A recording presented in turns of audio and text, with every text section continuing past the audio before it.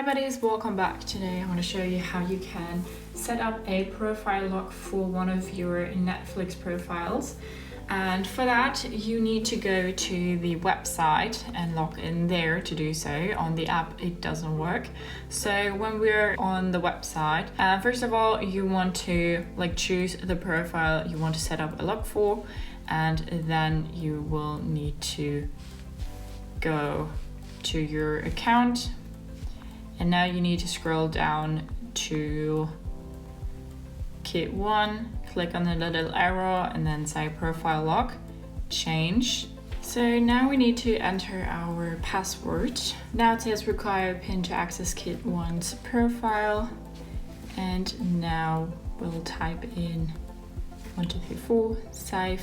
And now when we go to our profile here, Kit 1, we need to enter our PIN to watch movies and stuff.